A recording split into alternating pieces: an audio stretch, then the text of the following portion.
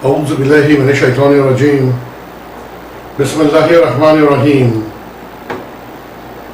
I seek refuge from the evils of Satan, and I begin in the name of God Almighty, the most gracious, the most merciful. This is a presentation of the Electric Mosque's teachings of Islam, striving to bring Islam, wisdom, education and knowledge into your homes and into the corners of Guyana, and to inspire others to do the same, and peoples of other religions to be more religious, and also for us as a people to work in cohesion, goodwill and love for the cause of success, peace, harmony and interfaith knowledge and wisdom in our country.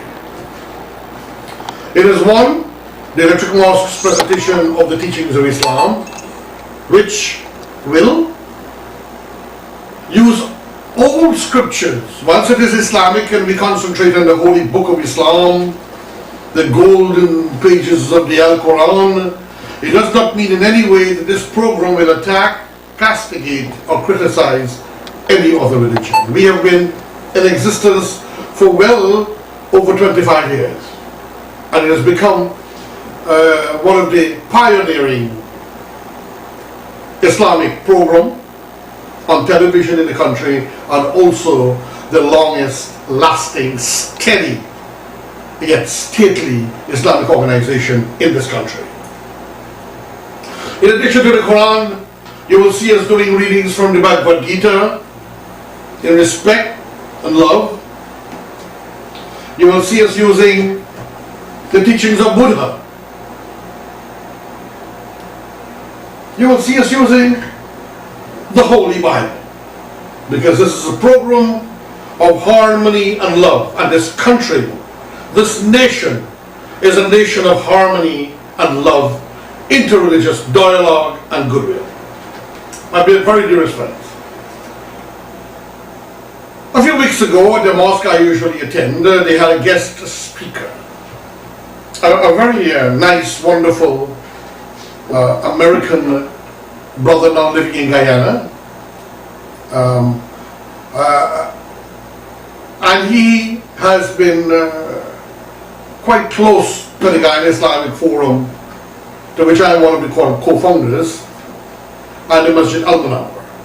And he was given an opportunity to do a sermon, and I was shocked that in the end of the program, even though he knows that our organization is the Guyana Islamic Forum for Education, Peace and Religious Solidarity, that he will at the end of the program go against interfaith dialogue, claiming and saying that in the end the non-Muslims will try to convert us. Well, what gives you, the Muslim, the right to try to convert them?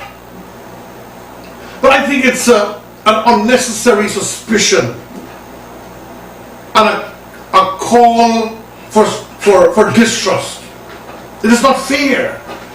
Here you have Hindus, Muslims and Christians sitting down in dialogue, looking for the areas that can unite and counsel and guide us, where we all believe in goodness, in godliness and love and harmony. And a Muslim is going to tell us in the masjid that we mustn't sit with the non-Muslims and we must have dialogue. Look, this is the wrong concept of Islam. And when I corrected him after he finished the sermon openly, he is telling me if he ever saw Rasulullah did that. Well, that was a different time. That was a different era. And yes, he did sit down and have dialogue when he took Mecca with the Christians and the Jews and even the pagans. And yes, while he was in Medina, Rasulullah Muhammad, and whom be peace, had interfaith dialogue with the Christians on the divinity or sonship of Jesus Christ. They had dialogue. So, Muslims who are caught in fanaticism and in intolerance, please understand that Islam is a religion of live and let live, a religion of goodwill, love and harmony. The Muslims like freedom of religion in other countries, that is like the Arabs, but they don't like other people religion to be practiced in their country. This is not right. If you want to have the freedom to practice Islam freely in Germany, in the United States and England and the Scandinavian countries and the other European countries, then other people also should have a right to practice their faith in their country.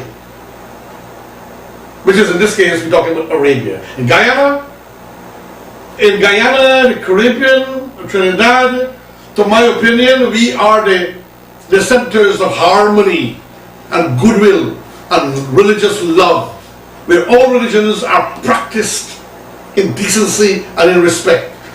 Wherever there is a mosque, not too far away is a church. Not too far away is a mandir. And so forth, and so forth, and so forth. God bless Guyana.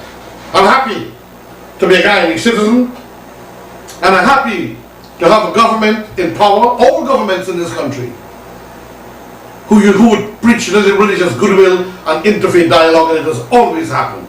Since from the time of even the British, once they had a technique, once they had a system of trying to smartly turn us into Christians, for which they were all largely unsuccessful. From the time we got independence, even during the Born-a-Mite era, the fact remains that all religions were encouraged to be the best they can be and given freedom and authority to practice their faith as they see fit, and even to have the various sects or division in groupings in their worship. God bless Guyana. Let us in our heart say, God bless Guyana. Thank you, Guyana. And sometimes we don't realize how fortunate we are in this country. Another quick point before I read the chapter. I hope to be able to finish and just to read it for you to get the peace and the harmony and the love in your heart. I wish to say that we Guyanese, for some reason, we are not happy with our country. We are always finding flaws and faults. We are always seeing no opportunities, many of us.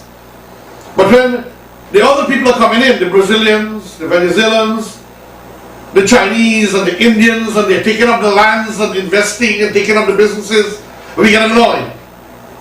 We want to go to north, where there's cold and snow and misery and unemployment and economic woes and all kind of madness in north. But those countries, when they come to Guyana for whatever, they come for a job as a doctor. If they come for a temporary job or of consultancy to the United Nations, Indians, Chinese, if they come to visit a relative or family or friend, if they come as an ambassador, they are in pain to leave Guyana. Let us know that Guyana is land very special. We might have some political problems. We might have a little bit of crime like every other country. But Guyana is a special country. Let us cherish it. And let us take the advantage, or else we're going to lose all the lands in this country to the foreign expatriate investors and people that are coming in here. And you know what? I have no problem with the Chinese if they're going to help to develop Guyana, nor the Indians, nor the Brazilians. So, Guyanese, cherish your fortune.